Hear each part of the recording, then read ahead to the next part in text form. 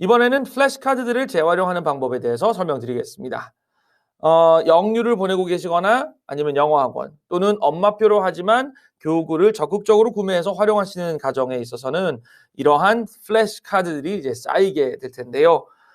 먼저 학원이나 영유를 다니는 경우에는 선생님이 어떤 테마를 가지고 플래시카드를 주실 것이고 그때그때마다 이거를 활용하고 이제 공부를 합니다. 그런데 이거를 잘 버리지 않죠. 그래서 6, 7개월 이상 쌓이게 되면 이러한 플래시카드들이 아주 많이 모이게 됩니다. 그러면 이거를 한 번씩 복습을 해줘야 되는데 어떻게 하느냐? 자, 플래시카드는요.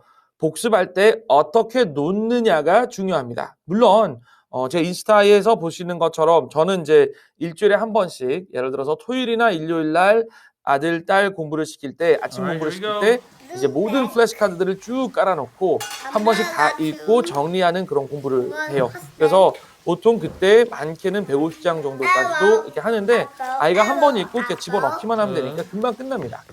자, 그럴 때를 제외하고 제대로 이거를 발음을 공부하자라고 할 때는 이렇게 놓습니다. 첫 번째 케이스. 발음이 비슷하지만 주의해야 될 거. BV 되죠. 한국말로는 비흡 발음이지만 BV는 분명히 다릅니다. 그래서 violin, book. 자, 그런가 하면 아이가 읽을 때 혼동되는 철자들도 있습니다. N과 M. 그러니까 아이한테 특히 5세, 6세의 영어를 처음 시작하는 아이들한테 N과 M을 써와라 하면은 실수하기 쉽거든요. 그래서 niece, make. 이렇게 해서 같이 놓는다든지. 그리고 또 D, B도 헷갈립니다. 이럴 때는 어떻게 하느냐. dance, 그리고 여기 daughter 있죠. 요 사이에 이제 bat 넣습니다. 그렇게 해서 세 개로 dance, bat, daughter.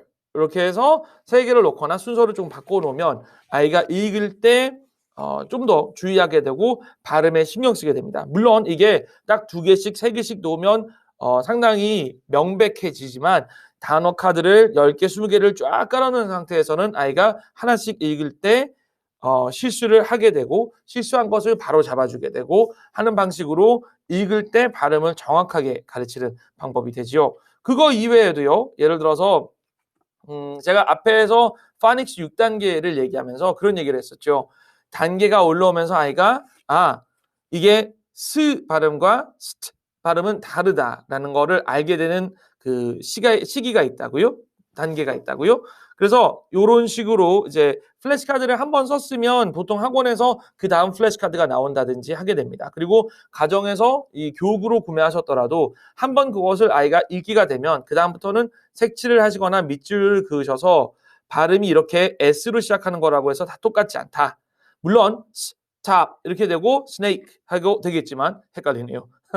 이러한 경우에도 해서 가르치는 발음이 의도하는 발음이 무엇인지 짚어주면 좋습니다. 자, 그러면 색깔에 대해서 얘기를 해보겠는데요. 색깔은 가르칠 때 정말 좋습니다. 예를 들어서 웬만한 색깔들은 시작할 때 그냥 한 글자만 보는 게 아니라 이렇게 여러 글자를 가르칠 수 있어요. 보시다시피 blue, brown, 그리고 green 이렇게 있죠. 그러면 처음에는 g만 가르치셔도 되지만 결국에 이걸 제대로 발음하려면 blue, BL, 그리고 brown, BR, green, GR. 그래서 blue, gr를 가르쳐야 되니까 이렇게 발음을 딱 찝어주어서 이제 플래시카드를 지도해 주셔도 좋습니다. 그리고 난 다음에는 또 색깔이 아니더라도 이런 식으로 draw, 박수치다, clap 이런 식으로 또 지도할 수도 있겠죠. 그래서 플래시카드를 이제 그날 학원이나 학교나 뭐 영유나 그리고 교구에서 가르치는 의도로 지도를 하고 난 후에는 이제 그 다음부터는 발음별로 묶는다든지 아이가 쉽게 혼동하는 그런 철자들끼리 묶는다든지 해서 여러 개의 조합으로 섞어서 활용하시면 좋습니다. 일주일에 하루 정도 제가 지금 조언 드리는 거나 제가 지금 하고 있는 것처럼 일주일에 하루 정도 플래시카드들을 이제 식탁에다가 쭉 놓아 두시고 그냥 작은 대접 그릇 밥그릇 같은 거 있죠. 그런 데다가 두고 양재기 같은 데다 두고 단어 카드를 넣어가면서 쭉 복습하시면 쉽게 끝나고 또 아이도 굉장히 성취감을 많이 느낍니다. 책상 위에 쫙 깔려 있던 거를 자기가 다 읽었다라는 거거든요. 5세, 4세부터도 충분히 이제 단어에 대한 지식이 좀 있다면 가능하고, 그리고 그림 있는 게 좋습니다. 그러니까 영유아 때의 공부는 얼마나 아이가 이런 압박감이나 어려움을 느끼지 않는가라는 게 상당히 중요하기 때문에 세이펜도 같은 이치고요. 아이가 그림을 보면서 이거 나 할 수 있겠는데 라고 하면서 하면 됩니다. 그리고 현실적인 얘기예요.